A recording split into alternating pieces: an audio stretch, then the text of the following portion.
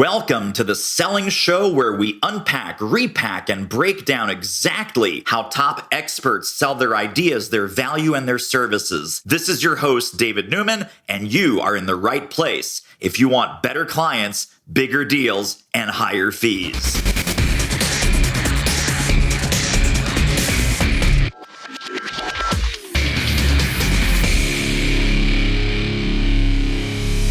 Networking. That's right, my friends. Networking.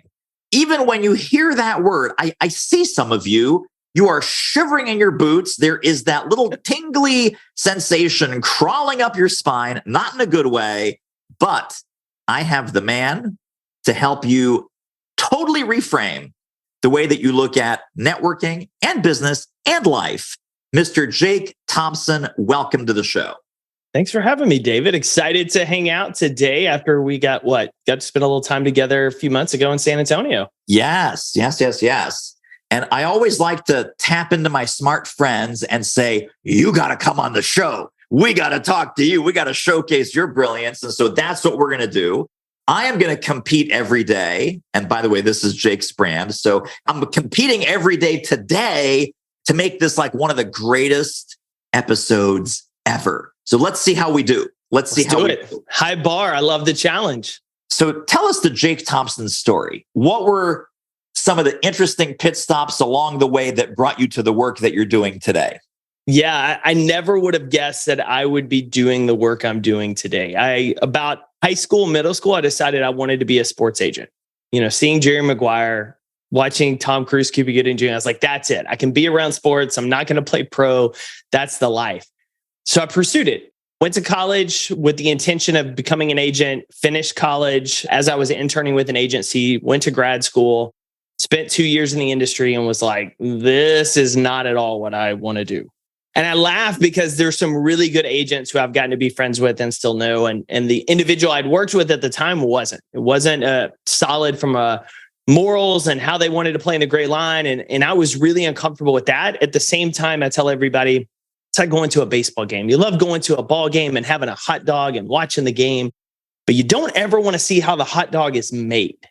And that was really the back end of the business. And I was developing this really weird relationship with football, which was the game I loved, seeing kind of behind the scenes. And I didn't like it. And so I got out. I left in 2000, at the end of 2008. I just finished my MBA, and everybody remembers the recession.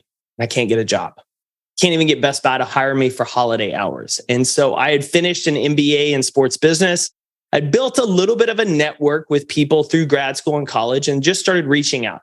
Hey, I can do basic web design. I can teach you how to use social media. It's really new. I can do some graphic design. What does your company need? And just tried to find anywhere I could add value. Built a consulting practice and actually started to land some pretty big clients. Was doing a lot of work, but I was really unfulfilled with the work. I was really just, as a lot of us can probably relate to, it was all just selling hours. And I wasn't able to make revenue while I sleep. And so I was always stressing of like making sure that next contract was done and making sure that, I had something lined up when this contract ended. And I started toying with this idea of what would life look like if we really embrace this competitive mentality to compete with ourselves every day. Instead of just getting caught in the cycle of going through the motions and focusing on what's here now, we started thinking like, how can I be better every day? So I'm stacking almost a Lego block on my life to build something pretty epic, not just this year, but over the next 10, and thinking legacy. And as I toyed with this idea, more and more this brand Compete Every Day came to life. And I really didn't know what to do with it. So I just started trying things like we all do when we start our business. We're testing what works, what does the market say? And eventually my best friend was recommended. He said, hey, there's a company out of Boston called Life is Good. So they do 120, 140 million a year. It's a stick figure guy, ironically named Jake. He said, why not try shirts? And so I didn't know any better. I had some money set aside. I put it into a few boxes of t-shirts and tank tops that just said CED, Compete Every Day. Started selling them out of the trunk of my car as a side hustle at a gym I was working out at on the side of my consulting practice. And it took off. And I started traveling the country doing races and fitness events and expos and selling gear all over and wholesalers and all of that. And I just started going down that path and loving it, thinking I was going to build this apparel brand. And as we know, the more your business grows, more people reach out. Hey, come tell us your story. How'd you grow this business? Tell me this. And I got a chance to go to Houston to speak at Texas Children's Hospital. Spoke to their HR staff. Everybody got a shirt. Didn't think anything about it. It's the first time I'd done a keynote. And I just kind of fumbled through it. And when I finished, the VP put her arm around me and pulled me aside and said, if you haven't thought about this, I think you need to go do more of it. I was like, oh, okay, that's nice. I appreciate the feedback. Filed it away. 2 years later, I'm getting tired of being on the road for expos Thursday to Sunday, Monday. I just met my wife. We just got married. Our schedules were off because when she was off work, I was gone. And I was like, I can't do this long term. Plus, I keep carrying inventory and debt, and I don't want to keep doing this forever. So how do I change our business while amplifying what our goal was originally, which was help people be better than they were the day before? And I've always been leadership development junkie, really got into sports psychology and mental performance because of the things I lacked as an athlete growing up. And I just started talking about these things. Hey, how do we lead ourselves better? How do we lead other people better? I'd had a small team, so I had experience leading people. And I invested with one of our friends in speaking and got to know and learn the business and stagecraft, and then hired another coach to learn more of the business and stagecraft. And in the end of 2018, it's like, all right, let's go. I switched our whole business, which mentally, emotionally was the hardest year probably of my life, because I was turning the ship from what we had done that had made us money to what I thought the future should be. It ended up being the right pivot, but as we know, transition periods are really tough. And so when we started turning that ship, apparel started to sink. But fortunately, the gamble paid off and speaking started to take off, and clients would refer me and repeat clients. And so 2019, 2020, I was full-time speaking. We know what 2020 was like. So it was very fortunate we still had the e-commerce business in addition to speaking. And then released my book in late 2020 as well, and just started kind of rolling down that path to what I'm doing today, which is really traveling all over, doing keynotes, some ongoing leadership development consulting for clients, and then working on the next book so I can keep the pace with you who are just cranking them out. Well, I'm not sure about cranking them out, but every 3 to 7 years, I got to do something. So hey, you're ahead of me. So really until 2018, you were the CEO of a clothing brand who spoke. You were not necessarily a speaker, and you just had all of these skills that when you decided to make this pivot, you're like, hey, let me rearrange these skills that I already have, redeploy them in a different way, and kind of say goodbye to the old and welcome in the new. Yeah. And it was a lot of growth pains because I had great people on my team, but I didn't have great people from a skill set from where we were trying to go. And so we had to start moving people around. We had some people leave. We had to change some folks out on roles. But fortunately, kind of the core audience and community has still stayed with us. And so now I have a team that runs our apparel. We still do e-commerce. It's not our major focus, but it's still a very substantial business revenue source for us. And all of my energy goes into really this speaking, teaching, and this consulting side to help support it. So we thought about always, hey, do we shut down apparel and e-commerce? And I was like, this is a great lead gen, because a lot of our clients are like, hey, I bought 50 shirts for my team because I want them to wear this message. By the way, do you speak? Absolutely. Let's have a conversation. Or the flip side, I go speak, and they want to know ways we can continue to integrate. So it's been that really cool process, but really having to change our focus. And we muddled the waters in 18, 19, and 20, because the world was just chaos, of making that transition. And people are like, well, what are y'all doing? What's this now? Because we were so connected. And I really tried to build them as separate businesses as first of like, okay, I'm just going to be over here speaking. I'm going to have similar branding language, and then we're going to have compete with apparel. And we started talking like, that doesn't make sense. Like from a marketing standpoint, like how do we make more consistency? How do we make it easier? And so really the last 2 years have been, how do we move everything under one umbrella, which our friend Carrie Wilkerson has been phenomenal in helping me really identify some of those pieces to where now it's all under compete every day. And we just want to be known for helping leaders get better results. And then if you want apparel, we'll go this way. And if you want coaching or speaking, you go this way. Do you love selling? I know, me too. Do you hate selling? I know, me too. Listen, fantastic sales book you got to get your hands on. How do I know? It's mine. That's how. Do It Selling is now available for sale. Grab your copy, grab all the bonuses, all the companion tools, all the training, all the videos that go with it at doitselling.com. See you over there. So we're going to talk about networking and intentionality behind networking. But before we leave the Jake backstory, I love the fact that it is purely integrated under Compete Every Day. Compete Every Day is the clothing brand. Compete Every Day is the website. Compete Every Day is the book. Compete Every Day is the podcast. So, I mean, you own that 1000%. That is, if you were to have a conference, it would be the Compete Every Day conference. If you were to have a digital app, the app would be called Compete Every Day, right? And if you were to have a software platform where leaders could start to track their success and metrics and dashboards, it would be the Compete Every Day software platform. I love the focus of that. I think a lot of creative, quote unquote, creative entrepreneurs would dissipate that focus.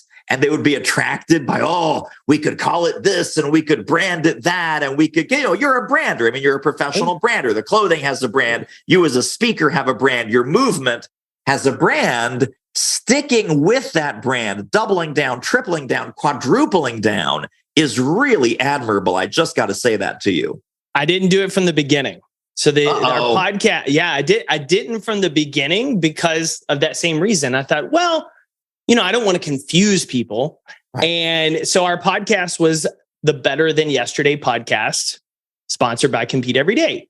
Or it was, my speaking was around, my website was like Life is Worth Competing For, which was one of our early taglines.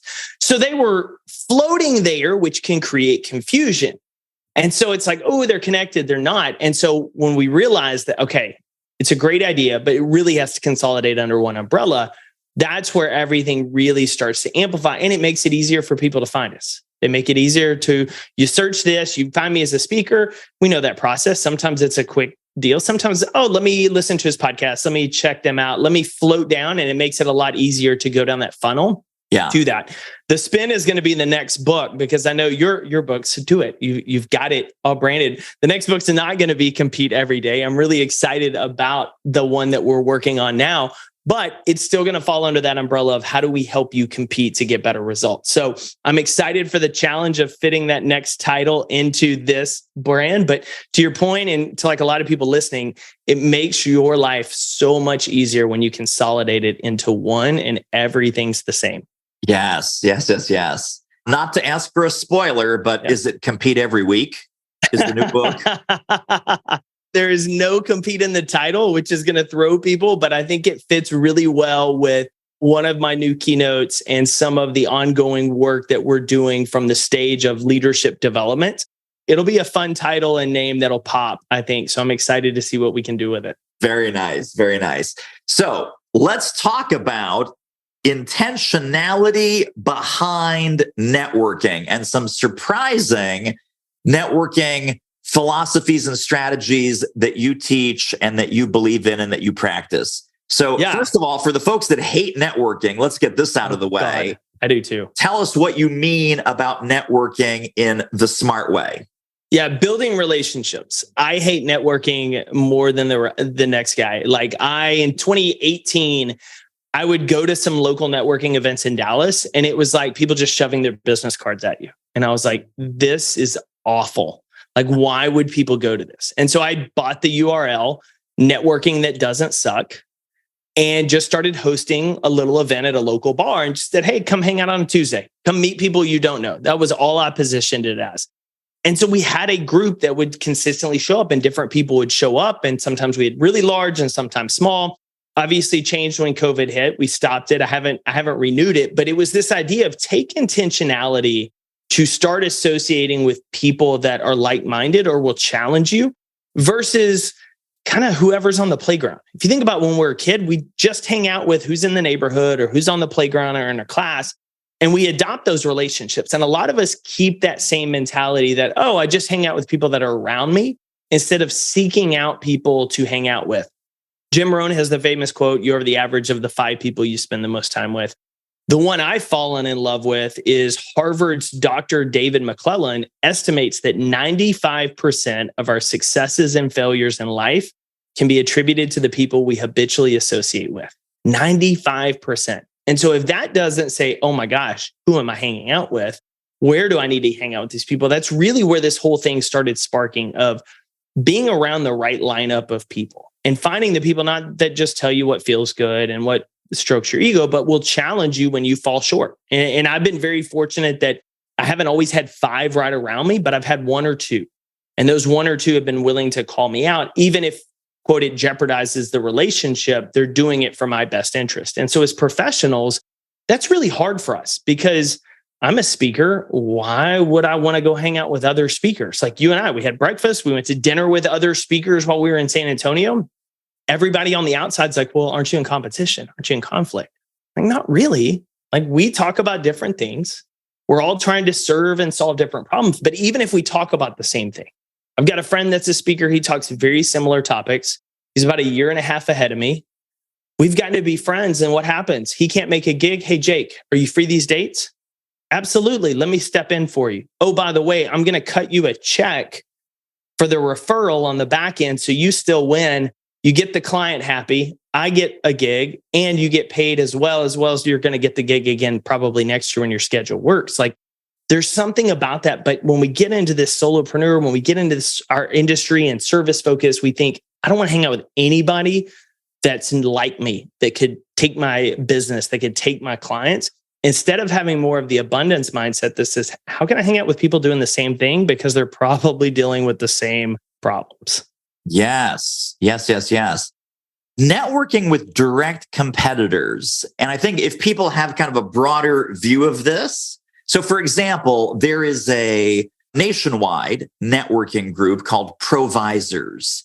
Do you know about this or no? No, I'm fascinated now. So it is really cool. It's mainly on the West Coast. So I've got a lot of friends and a couple of clients in California that are members of this Provisor group.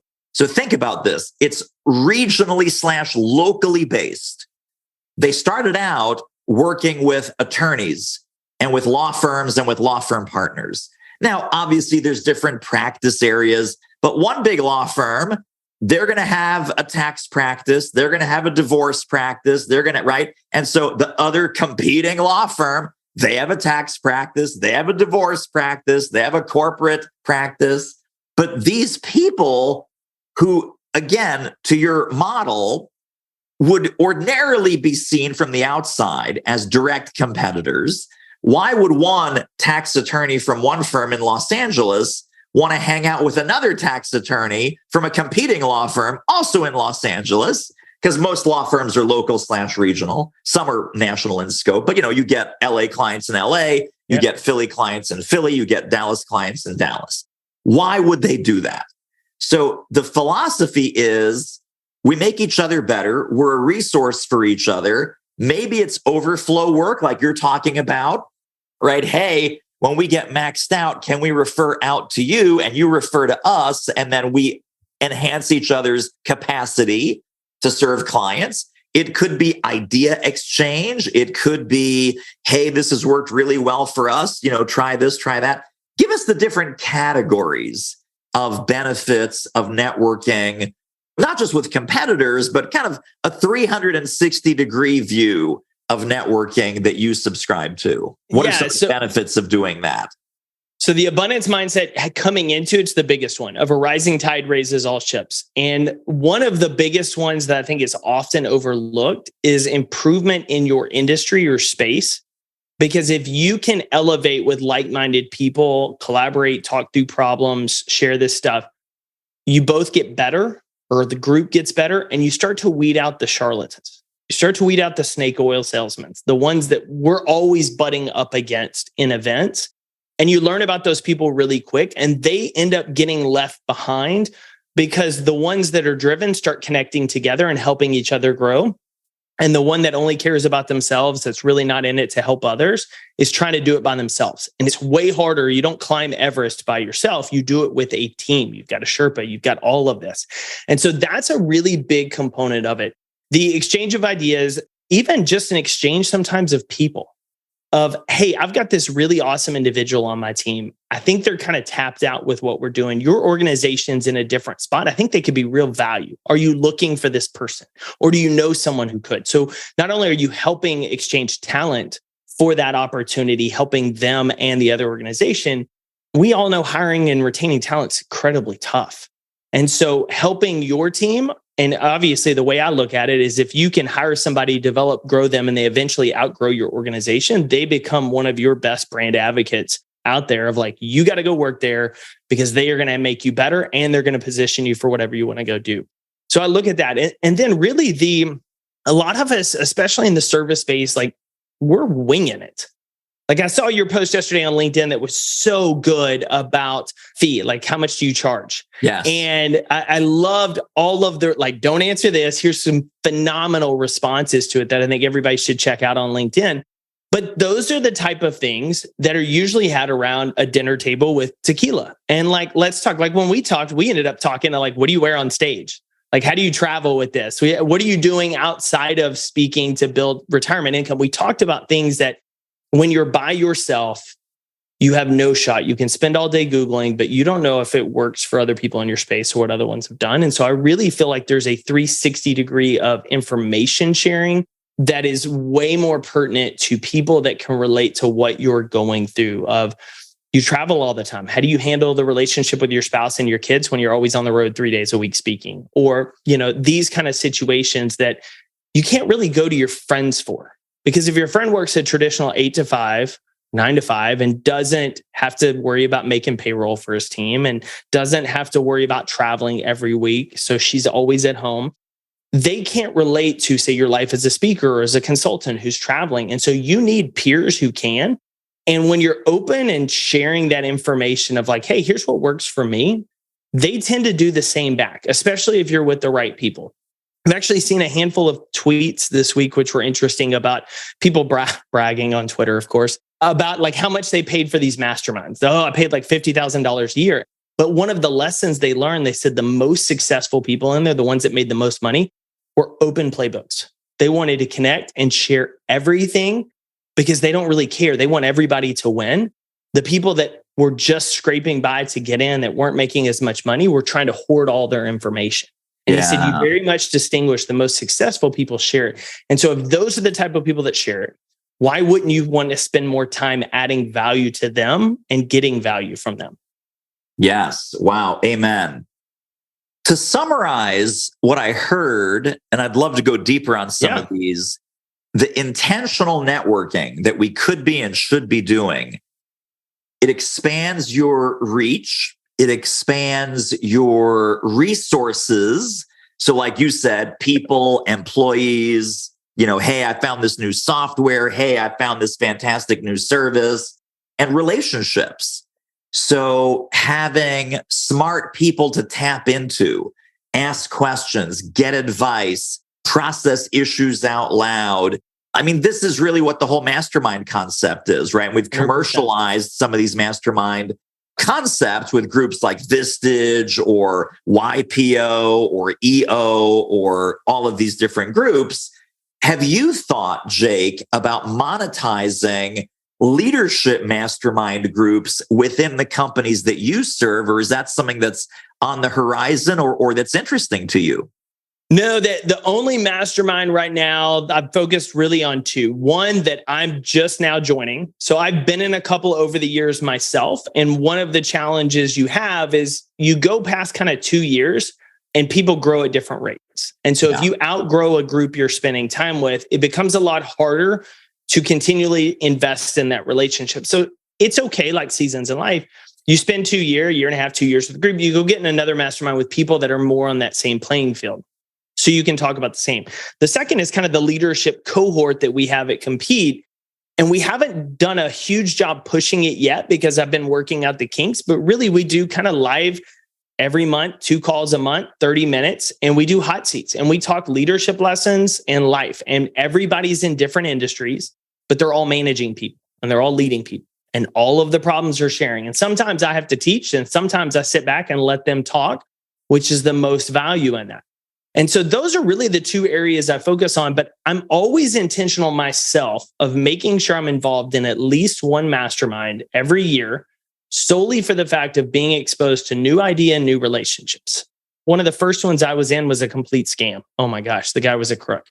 However, 3 of the people in there, I became really good friends with. I keep in touch with. One of them, whose husband is a chef in Vegas, I go see every time I'm in Vegas, and I send everybody there to that restaurant. Like, we will spend thousands of dollars at their restaurant sending people there just because of a relationship and friendship we made in their group. After that, I had another group. There was no cost. This is the thing, is like, some masterminds charge. Yeah, it's a hassle. Person organizing it should be compensated to coordinate. But one of the groups I was in for 2 years, the individual reached out and said, "Hey, I really like what you're doing. I would love for you to join us. Only thing you got to help cover is cover the cost of food and your share of the hotel or the Airbnb." And so 10 of us twice a year would spend 3 days hot seating everyone, different industries, different businesses, new ideas. How do we help? And it became a really cool experience on that. And so I think they're vital to being involved and finding them and participating, most importantly, in them, because you just grow more, not only professionally, personally, being outside of your bubble. And I know probably a lot of these people listening are thinking, I don't have the time to take a weekend off or an hour every month to hop on Zoom with these people I don't know. But I really think you do, because I liken it to being in a slingshot. You may feel like you're pulling yourself back and away from things you do, but what it does is allow you to go farther. Because if we're honest, every one of us listening to this, probably you, I know I am, we're guilty of a lot more busy work in the business than on our business. And these masterminds really help us see that and call out those things that we're maybe aware of, but we're not dealing with yet. Yes. Oh my gosh. And I love that slingshot imagery, because it totally is. You take a step back. I call it, you're zooming out to like 50,000 feet, because we're in the day-to-day. We're in email, we're in meetings, we're doing sales calls, we're doing whatever. Monday, 7 a.m. bleeds into Friday at 6 p.m. You look up and you're like, where did this week go? When you force yourself, literally, physically, go to a different place, hang out with different people, get on an airplane. The airplane is your transition buffer. You land, go to this place. You see these people that you have not seen for 6 months. If it's a twice a year thing, it literally changes the channel in your brain. And you're like, now I'm not in work mode. I'm not in grind mode. I'm in strategic mode. I'm in recharge and refresh and open channel mode. I'm curious, with the 2 masterminds, 3 days each, was it pure hot seats all 3 days, or what was the structure of that 3-day experience each time? It was awesome. And I've got to give a shout out to Adrienne Dorison, who now runs Clockwork. She orchestrated the whole thing. And so essentially everybody arrives Thursday. So that first trip, everybody's like, oh, hi, shaking hands, getting to know each other.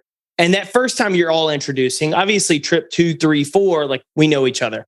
So Thursday night is just kind of dinner and catch up on life. And then Friday morning and Saturday, we take about half a day, and everybody has, I think, 45 minutes to an hour. And Jake, how many people total in the group?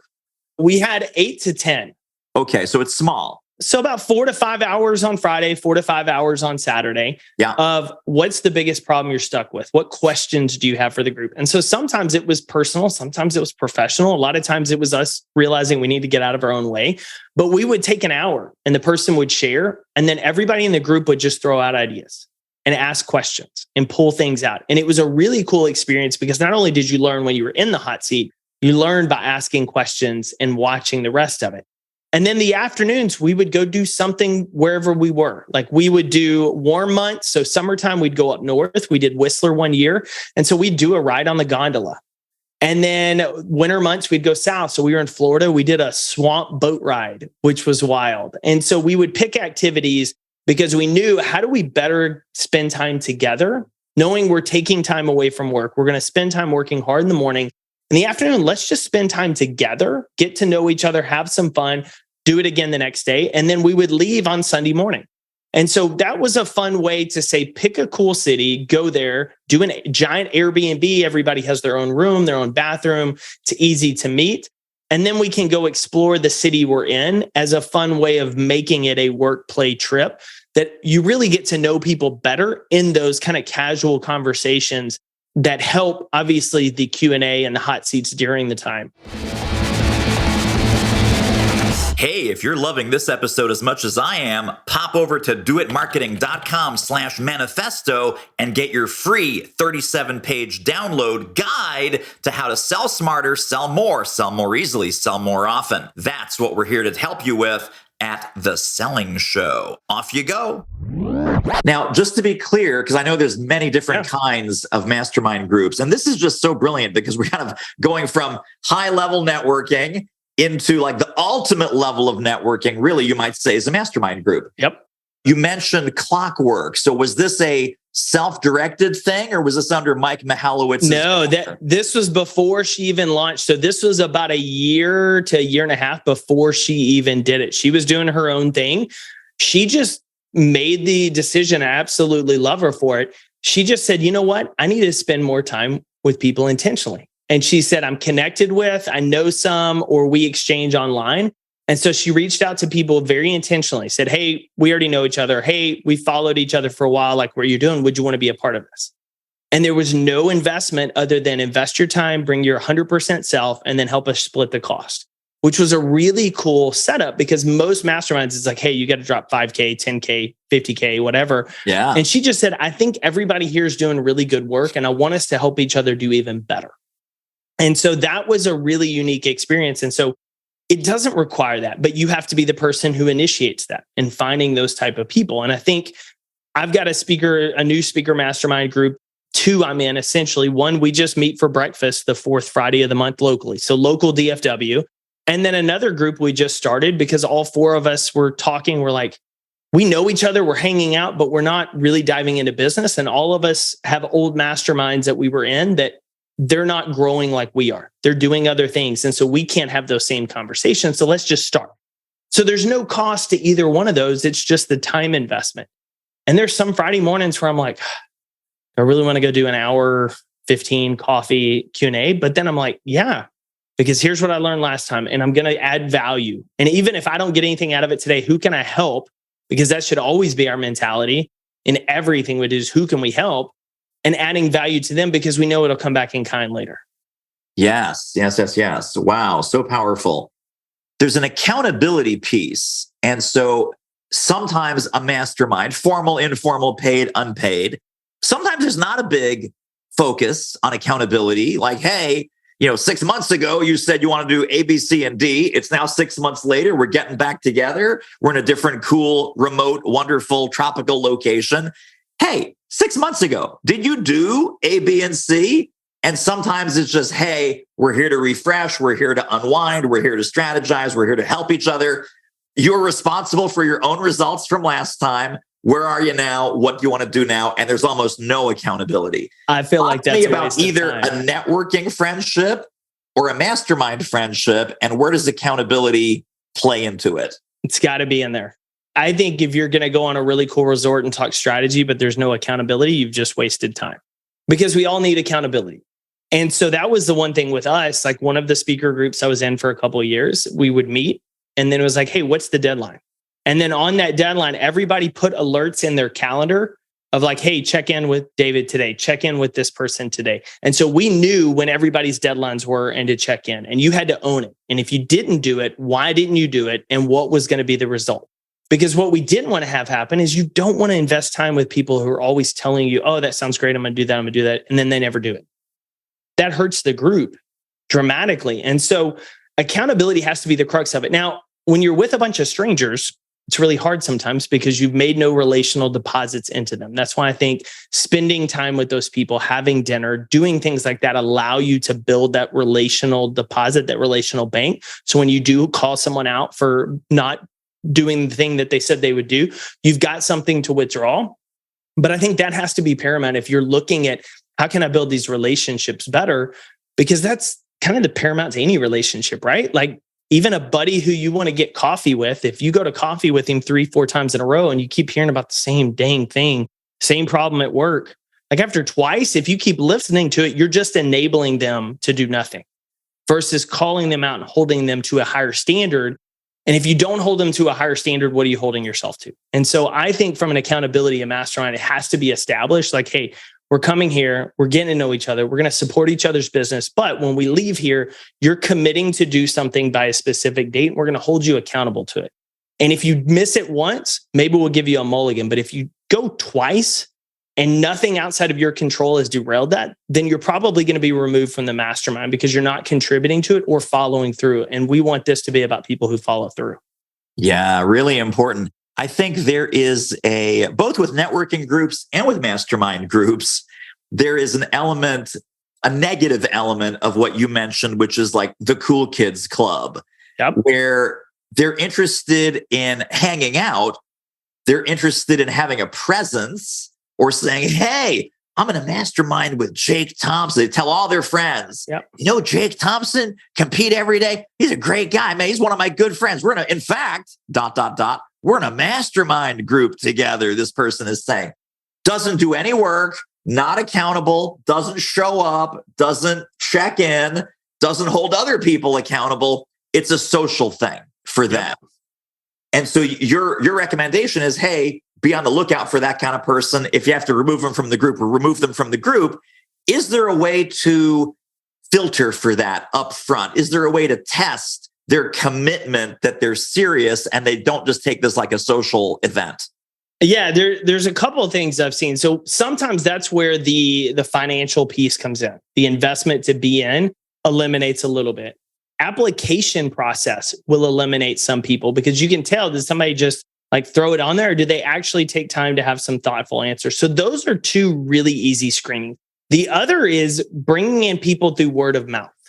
Like, who do you know? Who are you connected with? For example, one of the things I'm wanting to launch this year is just a men's golf event. And what I talked to friends about, I had multiple friends around the country who are like, really tired of going to these golf events with old buddies from college. And all they want to do is get trashed and complain about their wife and kids. And I was like, I got a lot of people who have told me that. What would it be like if we took an event, did a couple of days of golf, went to like a distillery tour, and then at night, though, we sat around a campfire or steak dinner and just talked about how do we be better men? How do we be better leaders? How do we be better parents? And like every one of the guys I was like kind of thinking about, because they don't know each other. They were like, I'm in. Like, you set the date, pick the place, I'm in. Like, that's kind of thing. So that's me personally saying, okay, I know all these people, different walks of life, I can bring together around an event. For everybody else, so personal referral, the financial investment, the social side, and then asking around. The other thing I love to say is like, who do the people you admire and are inspired by that are following, who do they engage with? And then who follows them? A lot of times when people like come at me of like, and they just come to me of like, I don't know how to network with like you. They'll come up to me and shoot me an email. Can we get coffee? No. Like, you get all those, can I have coffee and pick your brain? And I'll say, no, but would you send me 3 specific questions about what you want to ask me? And I'll send you a voice memo. That immediately screens 75% of the people because they won't do the work to email me 3 questions that I'll happily respond to. So doing little things of like, show a little bit of effort, it's a big one. But I tell people, okay, you did the 3 questions. I'm not joining your group, but would love to be able to answer a question here and there. You should look at the people in our community who are commenting on posts and things like that and connect with them. So somebody that follows you, David, they would love to be in a mastermind with you. You're not adding people to your group. So they're like, well, I just can't join one. Or who are the other people following David, engaging in content? Who are the people that are maybe in that same level of career that you are, that are a much better fit to align with because you're both going through the same challenges and issues together and grow. And so that's where like, I think those pieces come into place. And you have group coaching, right? We do, sure. Yeah. So having not only that, but having those people interconnect with each other of like, don't just rely on you. How are you holding each other accountable? So that's a beautiful example of those cultures within a community that you've already fostered. And because you fostered it, everybody's aligned. Yes. And I think, part of the value that we add as professional services experts is this convening function that you're talking about. And it could be convening your own networking group. It could be convening your own mastermind. It could be convening your own poker night or, golf weekend, golf time. And I think as much as we love being invited to things, especially things that are cool and fun and valuable, we don't think that, hey, I could be the inviter and you could totally be the inviter. And this could be a launch ramp into all kinds of new opportunities, both personally and professionally. 100%. A lot of us went into business because we felt we could do something that we weren't seeing in the market, or we felt we could do it better than what we saw in the market, or we saw a solution that we wanted to provide to somebody and we took action. Why would we just sit back and wait? We can't. It's like waiting on the love of your life to walk through a door. You can do that, or you can go about and put yourself in opportunities and ask people out and go on different spaces to where you may meet people. And so we have to be the one of just like start small. Hey, who are 2 other people in your network that you're like, I would love to learn from them. I think they're doing really good stuff. I'd love to help them. Can I just say, hey, let's do coffee once a month. Let's do a 7 a.m. coffee before the workday once a month on Wednesday and go from there. And then if you start to see, oh man, so-and-so should join this, you get a little group. Well, then you can rent out a breakfast room and do a breakfast event and start to grow from there. But it requires us taking action, no different than when we launched our business. I love that so much. Really, really powerful. Well, folks listening, where can they get connected to more Jake Thompson brilliance? Where can we send people? I know it's all called Compete Every Day, but we'll put all these links in the show notes. Where can we send people? What should we leave them with to connect more with you? Absolutely. So obviously competeeveryday.com is going to have everything for a source, but to connect with me, I spend most of my time on LinkedIn and Instagram, and my username is Jake Thompson Speaks. So really easy to find. If you had a question about anything on this, if you're like, oh, maybe I want to start something, start a mastermind, just start a networking group, don't know where to start, shoot me a specific question on LinkedIn, Instagram. Would love to be able to help you in that, because I think really the goal at the end of the day, how can we help great people hang out with other great people and do such great work that we weed out everybody that's okay with average? Yes. Boom. Mic drop, baby. Well, Jake Thompson, you're a rock star. I appreciate you. Thank you for being on the show. Appreciate you so much, man.